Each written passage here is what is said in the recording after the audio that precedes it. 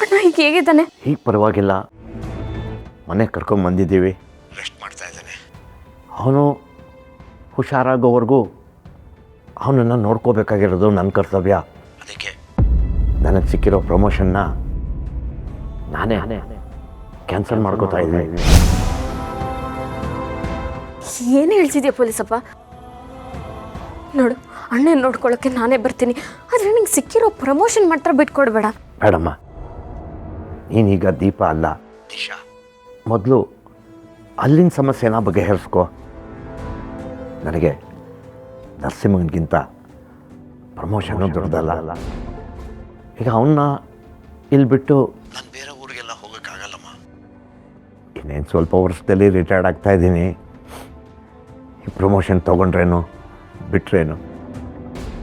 ನೀನು ಕಷ್ಟಪಟ್ಟು ಹೊಲಿದು ಕಲಿಸಿದ ಯೂನಿಫಾರ್ಮ್ ಅಲ್ವಾ, ಒಂದು ಸಲ ಹಾಕೊಳ್ಳೋಣ ಅನ್ನಿಸ್ತು, ಹಾಕ್ಕೊಂಡು ನೋಡಿದೆ, ತುಂಬ ಚೆನ್ನಾಗಿ ಕಾಣಿಸ್ತಾ ಇದೆಯಮ್ಮ. ಮುಂದೆ ನರಸಿಂಹ ಇನ್ಸ್ಪೆಕ್ಟರ್ ಆಗೋದನ್ನು ನೋಡಿ ಸಂತೋಷ ಪಡ್ತೀನಿ ಬಿಡು. ಅಷ್ಟೊತ್ತಿಂದ ಯಾರ ಜೊತೆ ಅಣ್ಣ ಮಾತಾಡ್ತಿದ್ಯಾ?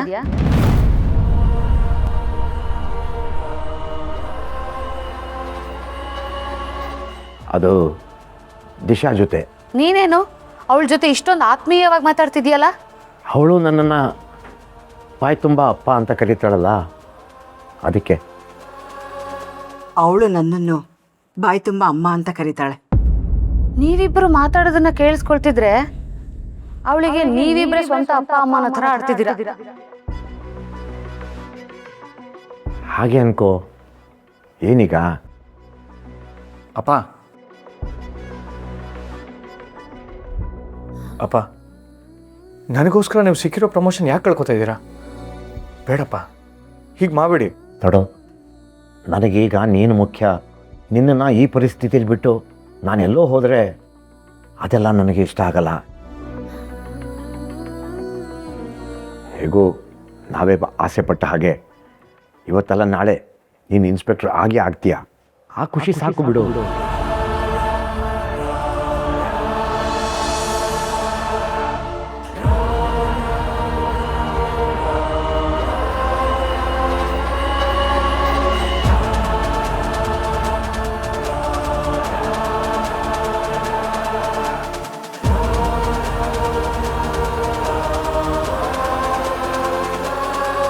ಪೊಲೀಸಪ್ಪ ತಗೊಂಡಿದ್ದು ನಿರ್ಧಾರದಿಂದ ನಾನು ಮಾತ್ರ ಅಲ್ಲ, ಮನೇಲಿ ಯಾರೂ ಖುಷಿಯಾಗಿಲ್ಲ.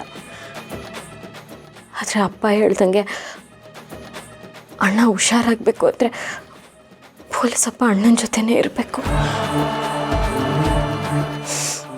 ನಾನು ಇಲ್ಲಿನ ಸಮಸ್ಯೆ ಬಗ್ಗೆ ನೋಡ್ಕೋತೀನಿ.